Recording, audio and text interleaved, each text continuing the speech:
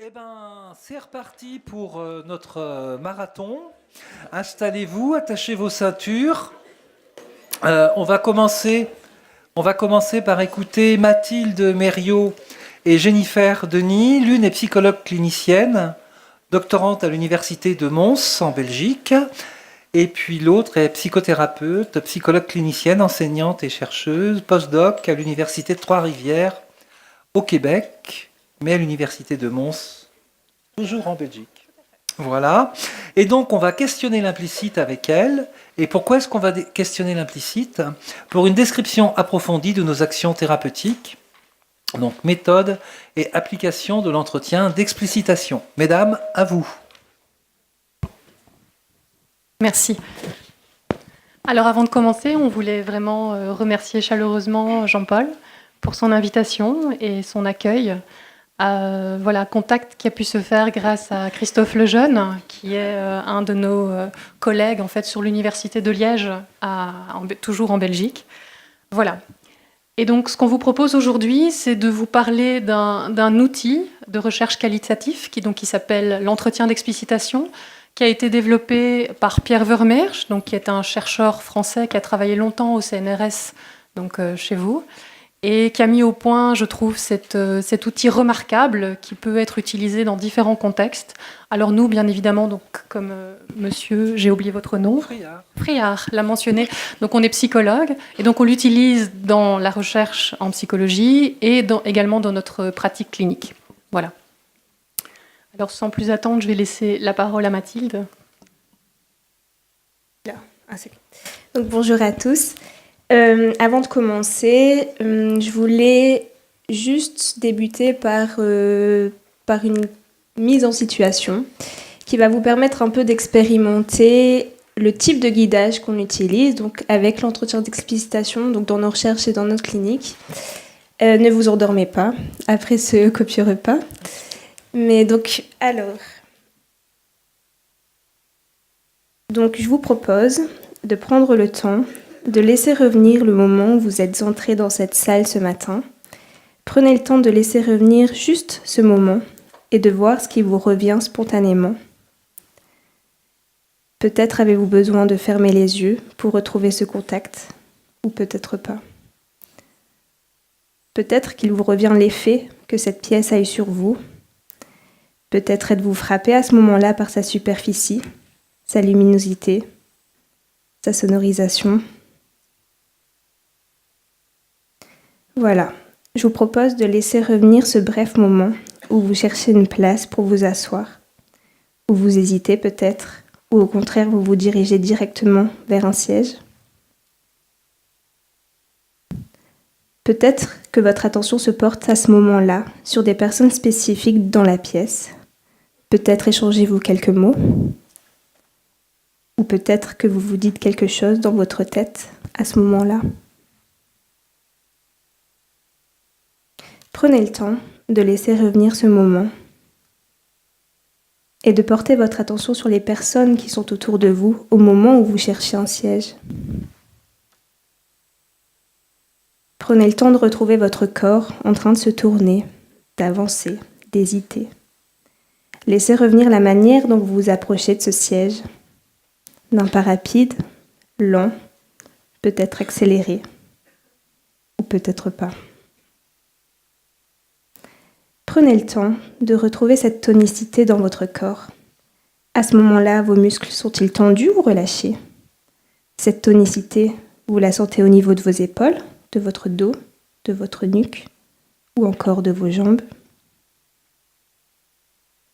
Prenez le temps de retrouver vos sensations qui vous traversent. Et peut-être allez-vous retrouver votre état interne à ce moment-là, ou encore des pensées qui vous ont traversé. Prenez le temps d'être attentif à la manière dont vous avez posé ou non votre main sur ce siège. Peut-être déposez-vous vos affaires. Peut-être vous préparez vos notes pour la première intervention. Et qu'est-ce qui vous revient de la texture de ce siège? Est-il lisse, rugueux, doux, humide. De son confort lorsque vous vous êtes assis, moelleux, ferme, ou peut-être encore tout à fait autre chose. Prenez le temps de retrouver le contact de votre corps sur ce siège. Et à quoi faites-vous attention à ce moment-là, juste là, au moment où vous êtes assis? Peut-être vous revient-il des sons, des images, ou encore des odeurs, ou encore autre chose. Peut-être une pensée vous a traversé l'esprit à ce moment-là. Voilà, je vous propose, tranquillement, de reprendre le contact avec la salle, à ce moment présent, parmi nous. Prenez le temps. Merci.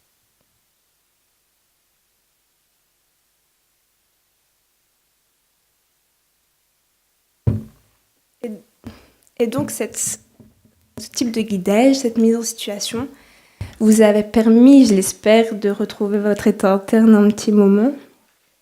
Et donc, comme le montre cet outil, et comme on le voit dans la recherche et dans notre clinique, il y a vraiment une nécessité aujourd'hui de prendre en compte l'expérience subjective. Mais ce premier constat, il a été bientôt suivi d'un autre. C'est que décrire sa propre expérience subjective n'est pas si facile que ça. Pourquoi ? Parce qu'une grande partie de notre expérience subjective échappe à notre conscience. Qui d'entre nous, dans cette salle, sait décrire la succession d'opérations mentales qu'il effectue lorsqu'il mémorise une liste de mots ou une liste de chiffres? Et donc, il est très, très difficile de mettre les mots sur ça. Et donc, notre expérience la plus subjective et la plus interne, la plus intime, celle qui se passe dans l'ici et maintenant, nous est à la fois la plus inaccessible et la plus difficile à mettre en mots. Et donc, pourquoi c'est si difficile de prendre conscience de notre expérience subjective? De un, non seulement il est très difficile de maintenir notre attention sur une tâche, mais en plus, nous n'en avons pas conscience du tout de cette difficulté. Lorsque, par exemple, on peut écrire un article ou que sais-je, il y a de nombreux moments où on peut reprendre l'activité d'écriture après un moment d'absence dont on n'en avait même pas conscience. Ça veut dire qu'à aucun moment on a conscience que notre attention a quitté son support et a quitté l'écriture. Le deuxième, c'est que même si mon attention est concentrée sur une tâche, on est complètement absorbé par l'objectif, par le quoi plutôt que le comment. Pour avoir accès à ce comment, au processus interne qui me permettent d'atteindre cette activité, je suis obligée de me décaler de l'objectif pour vraiment prendre conscience des processus internes. Et à ce moment-là, je peux prendre conscience du toucher de mes doigts sur l'ordinateur, des émotions internes, des images mentales qui me viennent à ce moment-là pour atteindre cet objectif qui est d'écrire un article ou encore de faire ce PowerPoint. La troisième difficulté, c'est que lorsqu'une personne décrit son expérience, elle commence par décrire la représentation qu'elle a de cette tâche. C'est-à-dire, donc elle décrit son expérience, elle décrit la représentation, et donc elle peut aller vite vers des commentaires, par exemple, c'était difficile, c'était sympa, ou encore autre chose. La quatrième, c'est que sur quelle dimension de l'expérience porter son attention, c'est que on a tellement une méconnaissance de notre expérience subjective qu'on ne sait même pas sur quoi porter notre attention. Et en plus de ça, on ne sait même pas avec quel degré de précision y arriver, jusqu'à quel degré on peut régler notre microscope psychologique. Et pour ça, il faut l'intervention d'une tierce personne. La sixième, c'est qu'il n'y a pas d'autre solution que d'accéder à cette expérience dans l'après-coup, après un délai plus ou moins long. Et la septième, c'est qu'on n'a pas les mots précis pour décrire toute cette expérience subjective, toutes ces activités cognitives, ses activités mentales, ses émotions. Et donc la question, c'est comment surmonter cette difficulté et amener la personne interviewée à prendre conscience de son expérience subjective, tant explicite qu'implicite, et surtout la décrire. Et donc, sur base de tous ces questionnements, Pierre Vermeersch a mis au point donc, l'entretien d'explicitation. Il s'est pas mal inspiré des théories de Husserl, de Piaget et de Gusdorff, donc sur la mémoire concrète ou mémoire affective. Et il a mis au point cet outil pour essayer vraiment de viser à accéder à la subjectivité d'un sujet telle qu'elle est ressentie par le sujet. Et donc, dans ce cadre-là, il inscrit vraiment son outil dans une épistémologie à la première personne, puisque ce qui l'intéresse vraiment, c'est de se centrer sur le « je » de l'autre, le « je » du « tu », en quelque sorte. Et donc, l'objectif de l'outil, de la méthode, donc, c'est de se centrer sur une action spécifiée, de permettre au sujet de revivre, en quelque sorte, un moment spécifié, donc de lui permettre de faire un voyage, en quelque sorte, en arrière, pour verbaliser l'ensemble des actions qu'il a conduit dans tel ou tel domaine. Alors nous, dans notre cadre en clinique, on se centre principalement sur les actions thérapeutiques. Et ce verbe d'action ne renferme pas uniquement les actions procédurales, on y met également tout ce qui est de l'ordre des actions mentales. Donc c'est ce qui se passe dans la tête, par exemple, des patients, au moment, par exemple, de l'annonce d'un diagnostic, ou ce qui se passe dans la tête d'un thérapeute quand il est en train d'élaborer l'ensemble de ses interventions cliniques.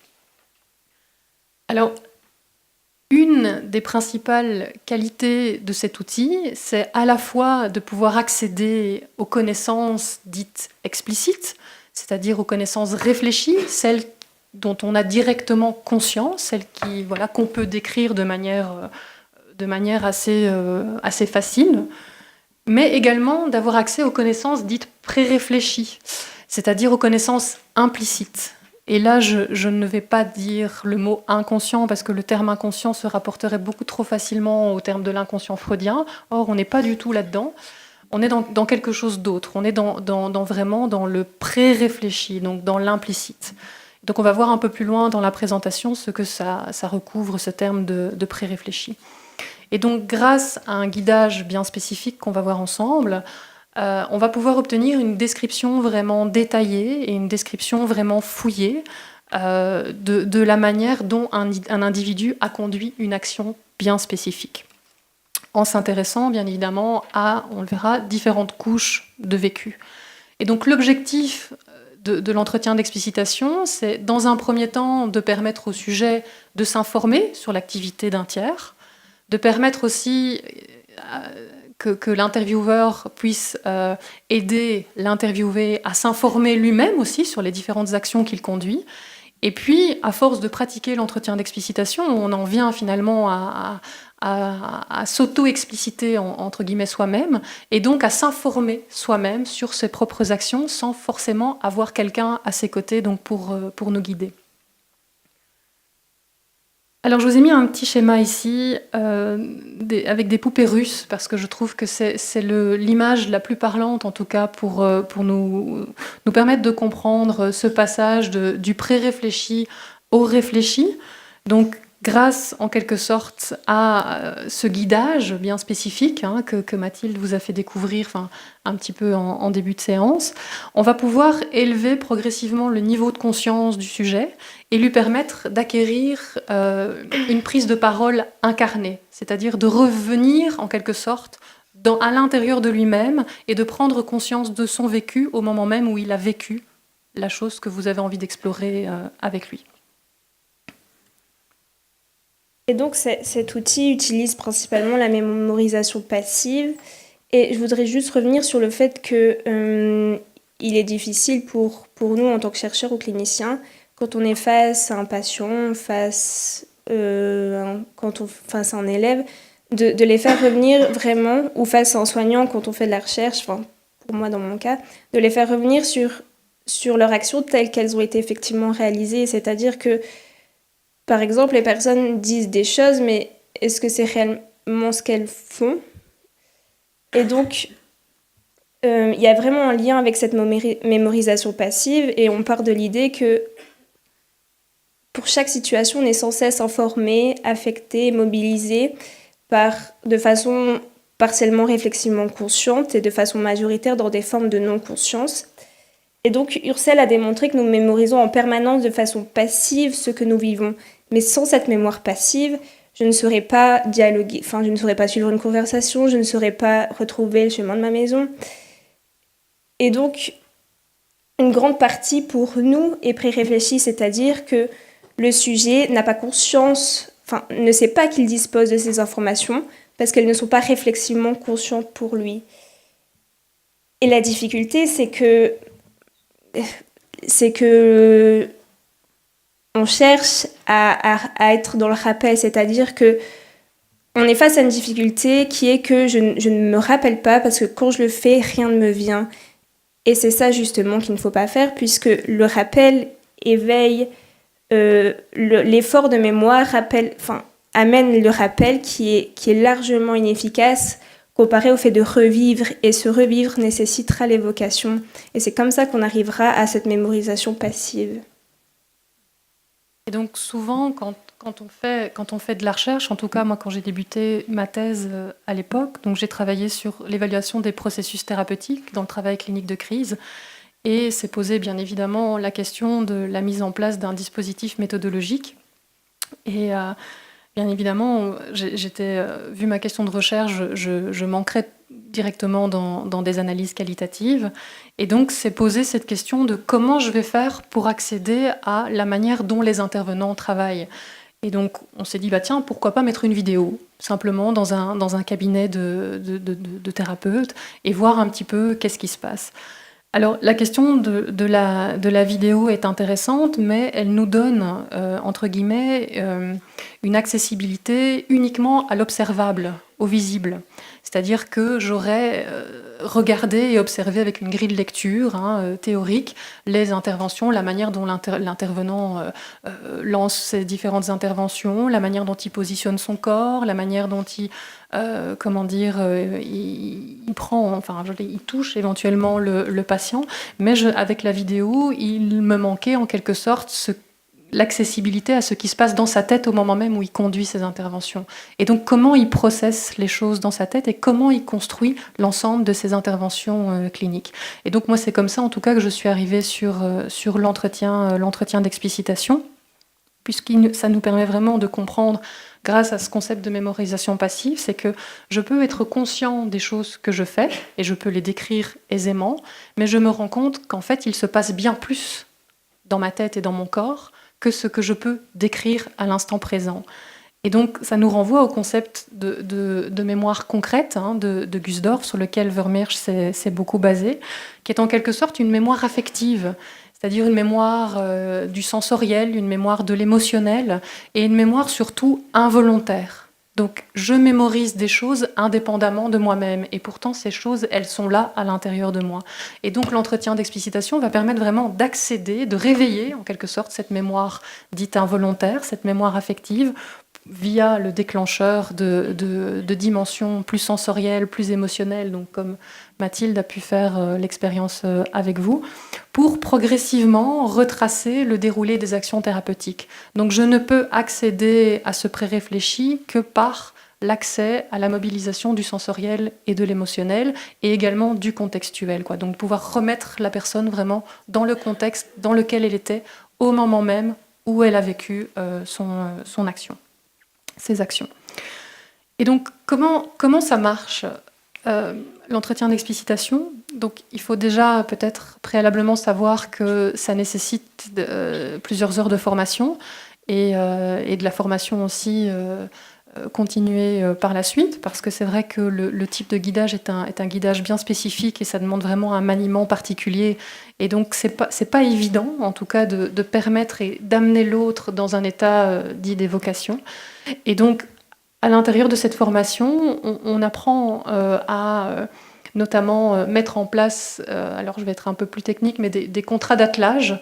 C'est un peu particulier, mais voilà, c'est comme ça. Un contrat de l'attelage avec un énoncé bien spécifique qui est « je te propose, si tu es d'accord, de prendre le temps de laisser revenir le moment où », et là par exemple le moment où vous êtes rentré dans cette pièce, prends le temps de laisser revenir ce moment, et une fois que tu l'as, une fois qu'il s'impose à toi, tu me fais signe.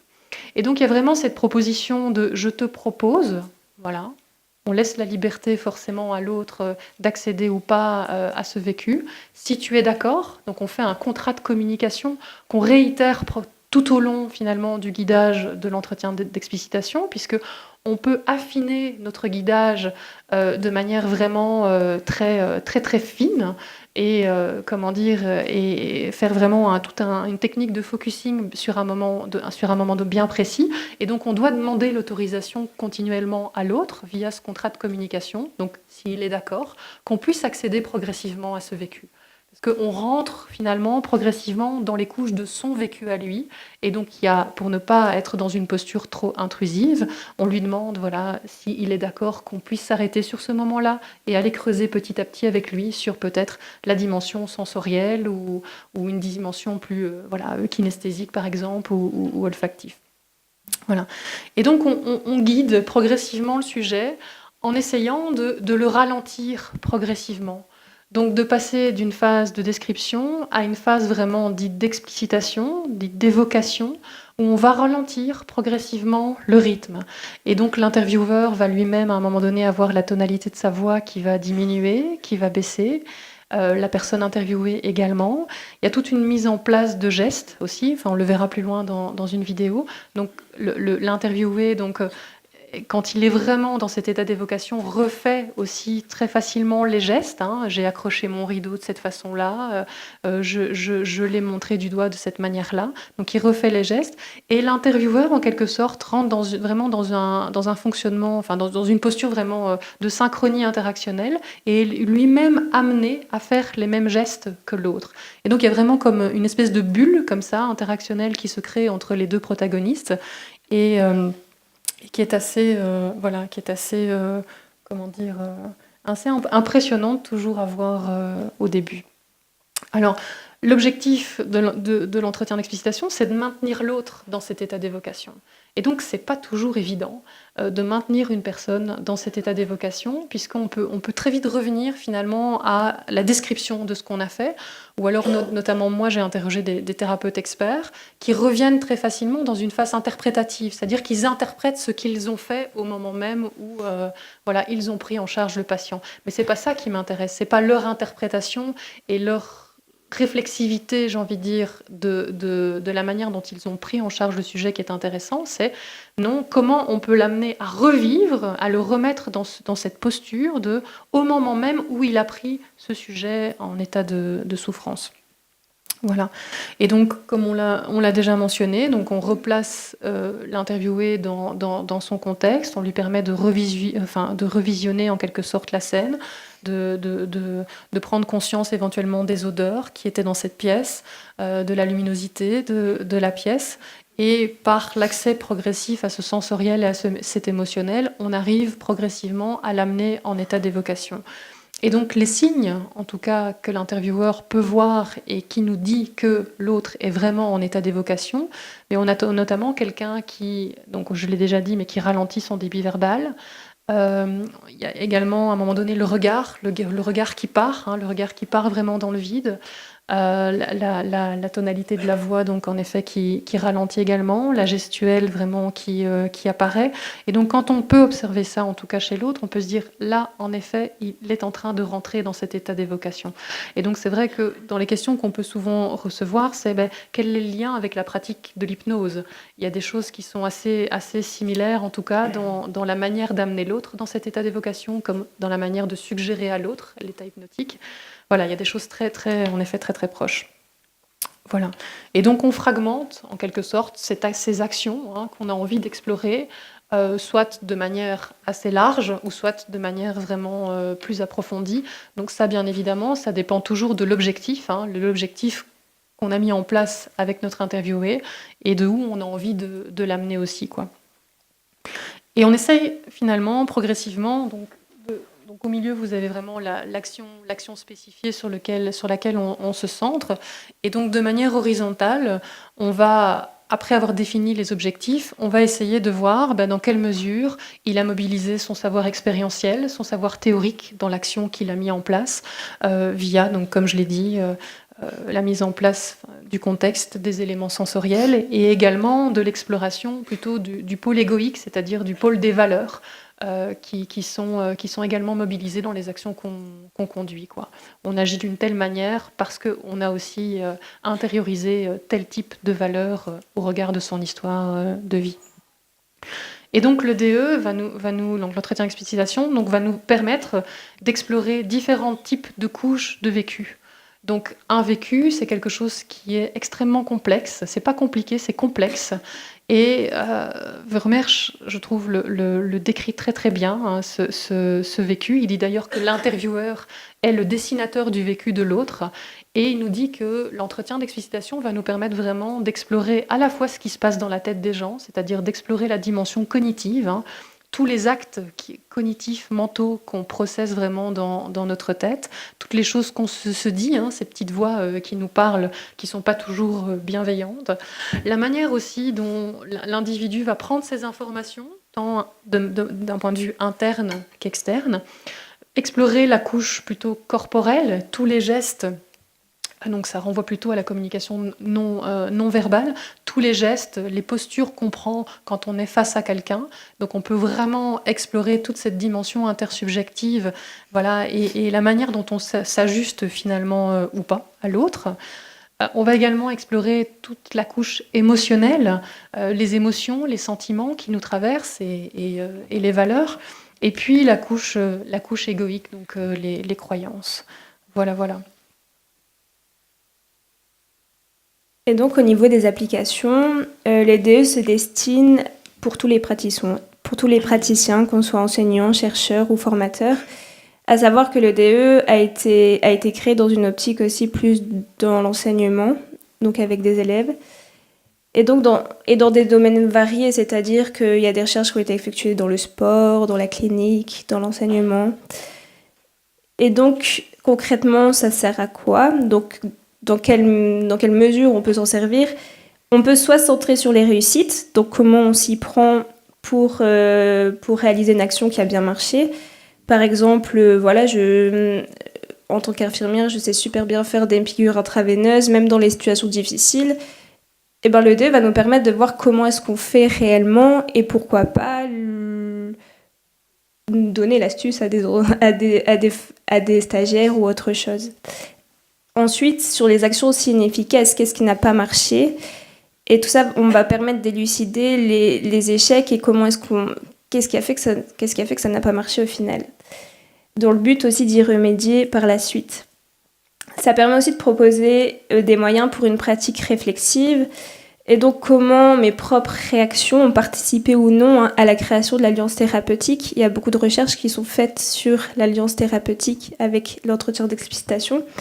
Et de l'autre côté, au niveau du patient, ça peut aider le patient à analyser sa réaction face à une situation problème et aussi ses ressources. C'est-à-dire que si, par exemple, en cas de crise d'angoisse chez le patient, on peut aller voir ce qui a créé la crise d'angoisse et pourquoi pas trouver un autre moyen pour l'éviter la prochaine fois.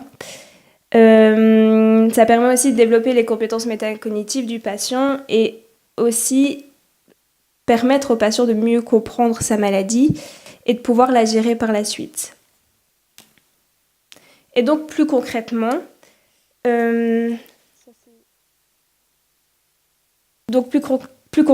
dans la recherche en tant que telle, il y a deux domaines principaux de l'application de l'EDE, c'est-à-dire dans les procédures de diagnostic et de traitement, et dans la relation thérapeutique. Il y a des chercheurs qui se sont intéressés à l'expérience subjective des patients dépressifs, donc en allant chercher au niveau des cognitions, des émotions et des sensations, et ils ont pu déterminer les causes psychologiques de leur chute et proposer un programme de prévention de 8 semaines.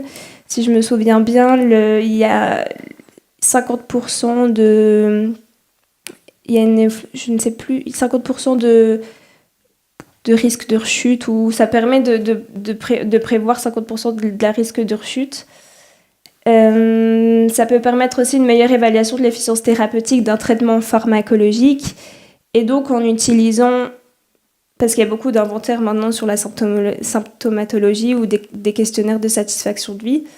Et donc là, on peut utiliser l'entretien d'explicitation afin de s'intéresser à la transformation de l'expérience subjective du patient. C'est-à-dire que, par exemple, en psychiatrie, en quoi le traitement a-t-il pu modifier des situations du vécu du patient ?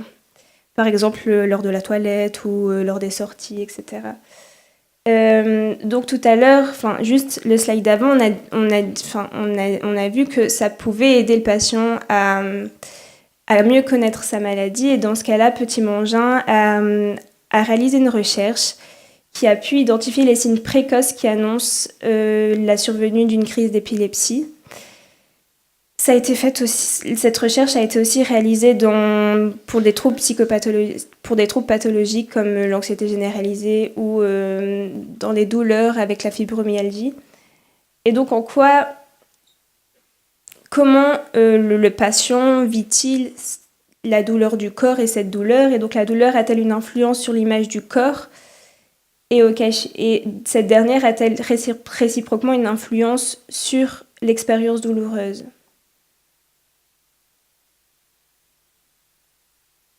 Alors au niveau clinique, comme je l'ai mentionné juste avant, donc moi j'ai travaillé sur les processus thérapeutiques donc à l'œuvre dans la clinique de crise. Et donc, je n'ai pas découvert tout de suite les DE dans mon processus de recherche. Donc, j'ai d'abord utilisé la théorisation ancrée, donc la Grounded Theory Methodology, pour essayer de modéliser, en tout cas, la manière dont les intervenants pensaient intervenir en situation de crise. Et donc, voilà, j'ai eu de très beaux modèles suite au processus de la théorisation ancrée. Et à l'issue des résultats, je me suis dit, OK, les gens me disent qu'ils font ça. Les gens me disent qu'ils agissent ainsi et qu'ils interviennent de cette manière-là. Et je me suis posé une autre question, je me dis, mais est-ce qu'ils font vraiment ce qu'ils disent qu'ils font ? Et donc, il me fallait trouver un outil qui me permettait d'explorer vraiment ce qu'ils faisaient en situation de crise. Et donc, c'est comme ça que j'ai découvert l'entretien d'explicitation, qui m'a permis de comprendre que les experts font bien plus que ce qu'ils disent qu'ils font dans leur pratique. Un exemple, on a pu explorer comment la métaphore, l'usage de la métaphore en thérapie, émerge à un moment donné spécifié dans la pratique thérapeutique. Et puis par la suite, voilà, j'ai lancé quelques mémoires de fin d'études avec des étudiants, notamment pour essayer de comprendre un peu des moments spécifiques aussi dans les interventions cliniques et les interventions psychothérapeutiques. Donc la mise en place du premier entretien, la manière dont on clôture aussi les entretiens cliniques ou psychothérapeutiques. Il y a la thèse de Mathilde qui permet vraiment de se centrer sur le moment de l'accueil, donc comment on accueille un patient et comment on se sent accueilli aussi par l'autre. Donc Mathilde utilise également la théorisation ancrée et l'entretien d'explicitation donc dans son travail. On a essayé de travailler aussi sur l'élucidation des signes précurseurs de la phase maniaque donc chez certains patients. Et puis, parce que j'aime beaucoup travailler avec les intervenants, c'est pas toujours évident d'avoir des accords et d'avoir leur acceptation, mais quand on y arrive, je trouve qu'on a beaucoup de matériel, enfin du matériel très intéressant, et on a travaillé notamment sur le vécu des infirmiers face à la rechute alcoolique. Voilà. Et dans d'autres domaines, on a notamment Alain Mouchet qui est sur Paris, qui travaille aussi avec des méthodologies combinées de l'utilisation de la vidéo et du rappel stimulé et de l'entretien d'explicitation, donc chez les rugbyman professionnels. Rapidement, je conclue pour passer à la vidéo par la suite, sinon on n'aura pas assez de temps. Et donc l'entretien d'explicitation est un outil méthodologique puissant qui permet d'enquêter, nous, dans notre cas, dans les premières rencontres et la réflexivité des experts, pour mieux comprendre les relations thérapeutiques, pour documenter l'expérience des thérapeutes et des patients tels qu'ils la vivent au moment même, et d'accéder, on l'a vu, à la partie invisible et non visible de l'action. Donc, ce qu'on avait envie de vous montrer, c'était, on voulait vous le faire en live ici, mais on ne savait pas au niveau de la gestion du temps si ça allait être possible ou pas. Donc on a fait une petite vidéo pour vous montrer. C'est pas possible? Are you joking? No. 3 minutes. 3 minutes. On met juste 3 un minutes. passage alors. 3 minutes. Je vais plus loin. Ouais. Donc ça commence par la phrase d'amorce, Ouais. voilà, et ce fameux contrat d'attelage que je vous ai mentionné tout à l'heure. Et donc on travaille en fait ici sur la vidéo. Donc j'ai demandé à Mathilde de penser à un animal. Et donc Ça se met pas. je reviens avec elle sur le moment où j'ai lancé cette consigne de, voilà, si elle pouvait prendre le temps de penser à un animal, simplement. Voilà. Comment ça ne va pas? Et si ça va aller. Si tu perds du temps en plus... Mais peut-être qu'il y a une question. Mais c'est parce que du coup, c'est pas sur mon plan. C'est pas sur... Mais je vais la mettre sur le PowerPoint. Des Macs, c'est que... C'est toujours le problème des Macs. Ouais, voilà. C'est un Mac belge. En plus. Un Big Mac, c'est ça? Parce que du coup, ici, je peux pas mettre la vidéo si elle est pas sur mon PowerPoint. Donc c'est vrai que ça évoque furieusement les méthodes d'hypnose ou d'induction de relaxation. Donc Ouais. est-ce que ça, de dire que c'est un entretien d'explicitation, ça permet aux patients d'accepter plus facilement quelque chose qui serait de l'ordre de l'hypnose? Et dans ce cas, est-ce que c'est éthique? Et puis, qui dit hypnose pose la question c'est ce que Freud avait soulevé, la question de la suggestion. Et quelle est la limite de suggestion que se donnent les intervenants qui utilisent l'entretien d'explicitation? Alors, plusieurs choses.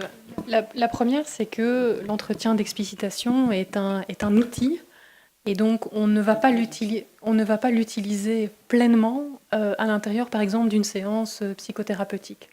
C'est-à-dire que je ne vais pas, moi en tout cas, décider du début de mon entretien, de conduire un entretien d'explicitation avec le sujet. Je vais utiliser, en tout cas implémenter certains types de guidage de l'entretien d'explicitation à l'intérieur de mes interventions cliniques. Un exemple, quelqu'un va me dire, voilà, quand je suis, par exemple, dans la foule, j'ai un sentiment d'oppression comme ça au niveau de la poitrine. Et donc, ce qu'on peut faire, c'est simplement d'explorer ce moment où le sujet vit ce sentiment d'oppression au niveau de sa poitrine et de se dire qu'est-ce qui se passe à ce moment-là, bien précis, quand l'oppression se manifeste. Est-ce qu'on peut essayer de retrouver un peu tous ces signes sensoriels, essayer de voir aussi au niveau cognitif qu'est-ce qui se dit à ce moment-là, parce que souvent les patients, ils ne se disent pas des choses positives quand... Ça fonctionne ? Voilà. Ils ne se disent pas des choses positives quand voilà, une émotion ou un symptôme émerge. Donc ça, c'est vraiment très important. Comparé à l'hypnose, l'entretien d'explicitation n'amène pas le sujet à être dans un état de conscience modifié. C'est-à-dire que le sujet, on va le voir là ici tout de suite, le sujet, il est là avec nous. Et donc, il oscille entre des moments comme ça d'évocation et des moments de description de son action. Donc, il n'y a pas d'état de conscience modifié. Oui ? Oui, tout à fait. Mais ce qu'il y a, c'est que... Oui, non, tout à fait. Voilà. Mais... C'est... Tout à fait, bien sûr. Tout à fait, bien sûr, tout à fait. Et alors, dans le guidage, on ne suggère jamais, en fait. On ne va jamais arriver avec des propositions de suggestion. C'est-à-dire qu'on peut travailler avec le peut-être ou le peut-être pas, mais pour aider éventuellement le sujet à réaccéder à ce vécu. Mais on n'est jamais dans la suggestion. Oui, peut-être. Oui, peut-être.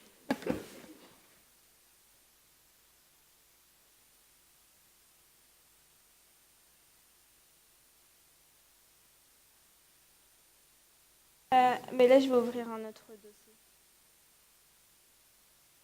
Non, je peux décrire la vidéo. Hein.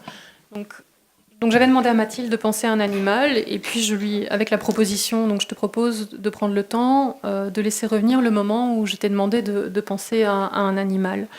Et prends le temps de laisser revenir, et puis tu me dis spontanément, voilà ce qui te revient à l'esprit. Et donc très spontanément, Mathilde me dit, voilà, j'ai pensé au mot crocodile. Et donc j'essaye de voir un peu ce qui est apparu au moment où elle a pensé à ce mot crocodile. Est-ce que ce mot crocodile lui est apparu dans sa tête, ou éventuellement devant, donc comme une image finalement qu'on projette devant soi. Alors elle me dit que ce mot crocodile lui est apparu vraiment avec une écriture, une très belle écriture, hein, voilà, et que d'abord il y a le mot cro qui est apparu, et puis le reste du mot, et puis que très rapidement il y a l'image en fait du crocodile qui lui est venue à l'esprit, et donc elle me décrit vraiment pleinement dans l'entretien.